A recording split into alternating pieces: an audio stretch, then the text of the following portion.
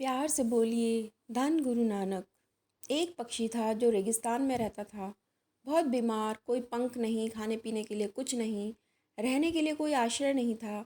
एक दिन एक कबूतर गुजर रहा था, इसलिए बीमार दुखी पक्षी ने कबूतर को रोका और पूछा, तुम कहाँ जा रहे हो?"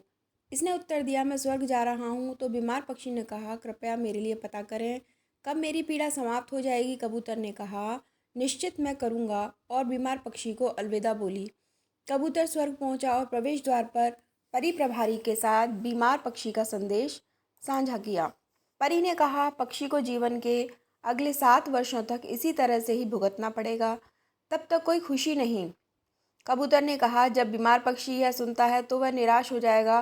क्या आप इसके लिए कोई उपाय बता सकते हैं? देवदूत ने उत्तर दिया, उसे इस वाक्य को हमेशा बोलने के लिए कहो, सब कुछ के लिए भगवान तेरा शुक्र है। बीमार पक्षी से फिर से मिलने पर कबूतर ने स्वर्गदूत का संदेश दिया। 7 दिनों के बाद कबूतर फिर से गुजर रहा था और उसने देखा पक्षी बहुत खुश था। उसके शरीर पर पंख उगाए, एक छोटा सा पौधा रेगिस्तानी इलाके में बड़ा हुआ। पानी का एक छोटा तालाब भी था, चिड़िया खुश होकर नाच रही थी। कबूतर चकित था। देवदूत ने कहा था कि अगले 7 वर्षों तक पक्षी के लिए कोई खुशी नहीं होगी। इस सवाल को ध्यान में रखते हुए कबूतर स्वर्ग के द्वार पर देवदूत से मिलने गया। कबूतर ने परी से पूछा। देवदूत ने उत्तर दिया, हाँ, यह सच है कि पक्षी के लिए 7 साल तक कोई खुशी नहीं थी, लेकिन पक्षी हर स्थिति में सब कुछ के लिए भगवान तेरा शुक्र है बोल रहा था और भगवान का शुक्र कर रहा था। इस कारण उसका जीवन बदल गया। जब पक्षी गर्म रेत पर गिर गया तो उसने कहा, सब कुछ के लिए भगवान तेरा शुक्र है। जब यह उड़ नहीं सकता था तो उसने कहा, सब कुछ के लिए भगवान तेरा शुक्र है। जब उसे प्यास लगी और आसपास पानी नहीं था तो उसने कहा, सब कुछ के लिए भगवान तेरा शुक्र है।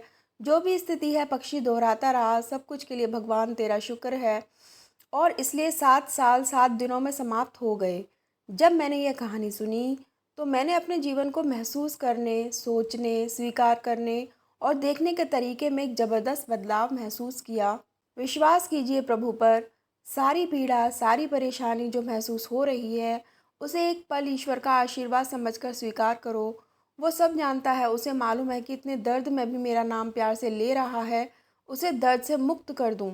उदाहरण के लिए, अगर मेरा सिर दर्द करता है तो मुझे लगता है कि मेरा बाकी शरीर पूरी तरह से ठीक और स्वस्थ है, और मुझे लगता है कि सिर दर्द मुझे बिल्कुल परेशान नहीं करता। शुक्राना और आभार का फल कितना शक्तिशाली है, यह हमारे जीवन को नया रूप दे सकता है।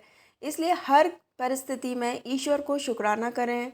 अगर आपको ये कहानी पसंद आई तो प्लीज़ हमारे चैनल को लाइक और सब्सक्राइब करिए। Thanks for watching.